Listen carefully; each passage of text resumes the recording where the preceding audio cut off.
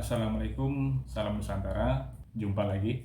Dari debat Cawapres yang terakhir kemarin, ada satu istilah dari beberapa istilah yang disebutkan, namun ada satu istilah yang itu menjadi salah satu topik yang menarik, yang menjadi kontroversi di kalangan pejabat dan masyarakat. Apakah itu? Yaitu istilah dari hilirisasi. Apa hakikat dari hilirisasi? Mari kita bahas. Dalam definisi menurut Kamus Besar Bahasa Indonesia, hilirisasi itu dasar katanya adalah hilir. Hilir artinya lawan dari hulu ya. Jadi hilir itu artinya adalah ujung pangkal atau muara sungai gitu. Maknanya kan dari alam sebenarnya gitu kan.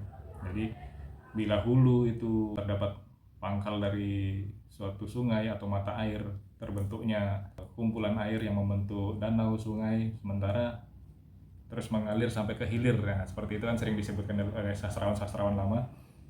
Nah, di hilir itulah semuanya berkumpul gitu kan, menjadi lengkap gitu kan. Lalu untuk apa istilah hilirisasi ini? Nah, sebelum kita lanjutkan, kita berpikir dulu, ada satu pertanyaan lagi yang nanti relate ya dengan masalah ini.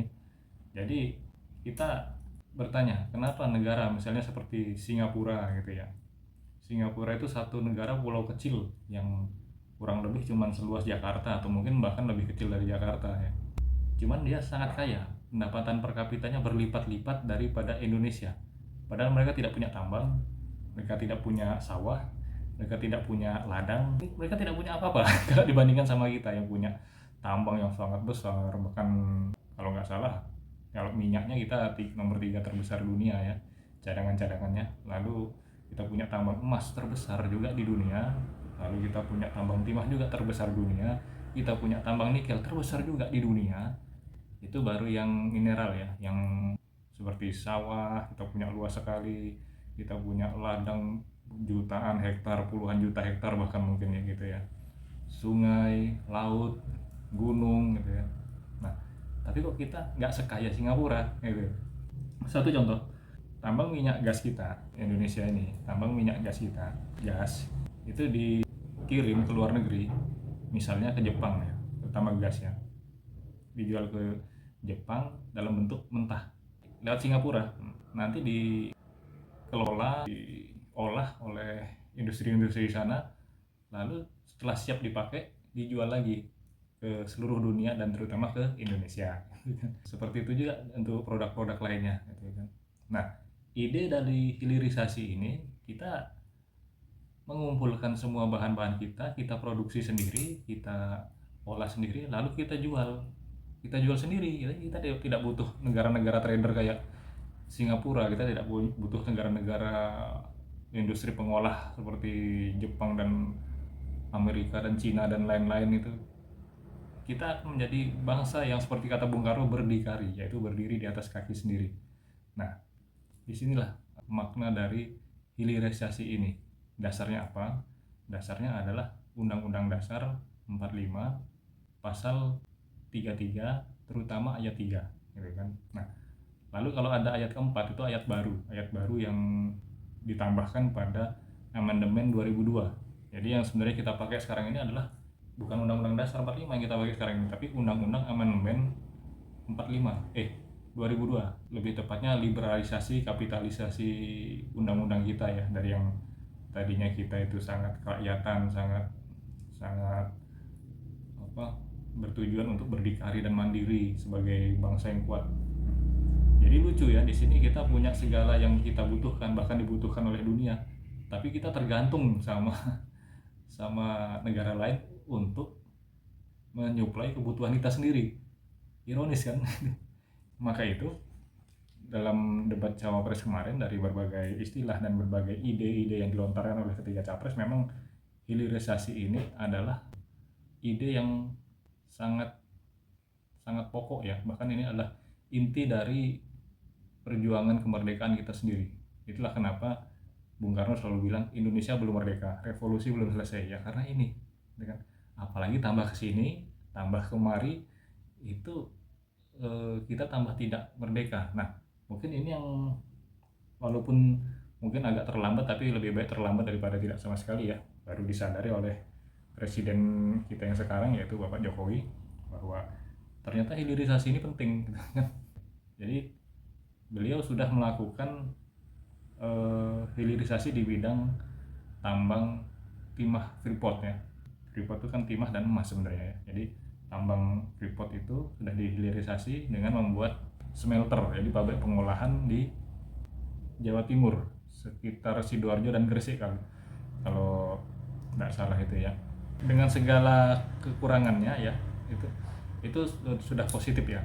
Termasuk juga mungkin yang pernah dilakukan Bu Susi Pujiastuti. Jadi sekarang kita tidak boleh lagi mengekspor bibit lobster. Jadi yang boleh diekspor hanya lobster yang sudah jadi, yang sudah siap saji, sudah siap konsumsi gitu kan. Karena dulu prakteknya kita itu membeli lobster yang bibitnya sebenarnya dari kita sendiri, dari negara kita sendiri. Itu petani-petani lobster di Lampung, di Nusa Tenggara Barat, di Lombok, di Sumbawa.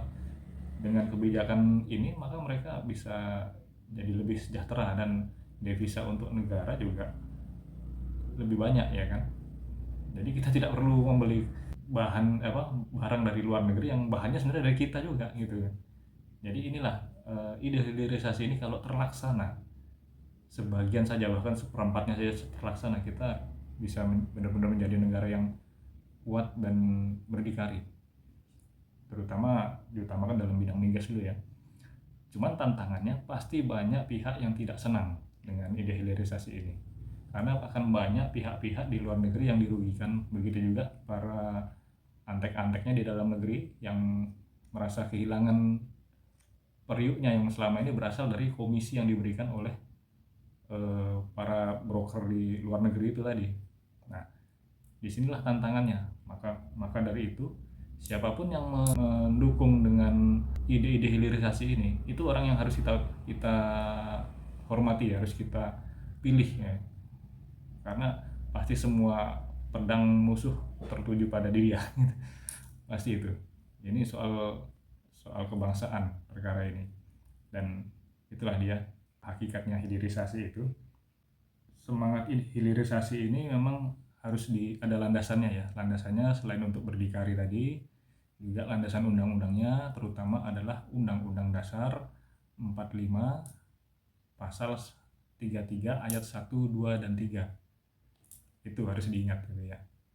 Dan itu adalah inti dari perjuangan kemerdekaan bangsa kita. Pahlawan-pahlawan kita dulu itu berjuang berdarah-darah supaya kita bisa mandiri, supaya kita bisa menguasai aset-aset kita sendiri untuk rakyat kita sendiri, untuk kemakmuran bangsa kita sendiri. Itu mereka berjuang buat itu. Ingat dulu, sebelum Indonesia merdeka 45, penjajah kita sebenarnya siapa sih? Penjajah kita Belanda gitu kan, terus Jepang. Bukan, Belanda dan Jepang itu hanya bangsanya gitu kan. Tapi prakteknya yang menjajah itu adalah perusahaan-perusahaan. VOC dan EIC itu adalah perusahaan dagang. VOC punya perusahaan dagang Belanda, EIC perusahaan dagang Inggris gitu ya. Jadi pelajaran di buku sekolah memang tidak detail menceritakan hal itu ya. Jadi kita taunya bangsa yang menjajah kita, padahal perusahaan.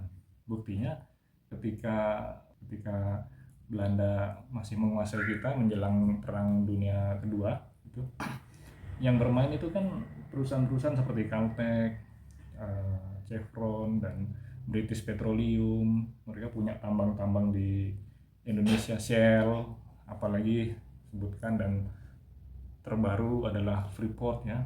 Lalu ada Total milik Prancis, macam-macam. Itu kenapa ketika kita merdeka, Bung Karno lalu membuat kebijakan yang disebut dengan nasionalisasi. Nasionalisasi adalah maksudnya menasionalisasi semua perusahaan-perusahaan asing itu, aset-asetnya yang di dalam negeri di Indonesia itu dimasukkan semuanya dalam Pertamina. Saat itu namanya masih Permiga, perusahaan minyak dan gas. Permiga dan Permigan, perusahaan minyak dan gas negara gitu. Nah, itu sementara orang-orang asingnya suruh pulang ke negaranya gitu kan. Jadi itu idenya Bung Karno saat itu, dan semua penanaman modal asing ditolak oleh beliau. dengan kalimatnya yang terkenal, "Go to the hell with your ape." Terkenal itu. Itulah kenapa beliau digulingkan sebenarnya, seperti itu. Tapi lepas dari itu, siapapun yang membawa semangat hilirisasi ini, itu dialah yang benar-benar ingin bangsa ini menjadi maju. Dan siapapun yang menentang hilirisasi ini, itulah dia pasti pengkhianat bangsa, pengkhianat perjuangan bangsa. Terima kasih. Wassalam.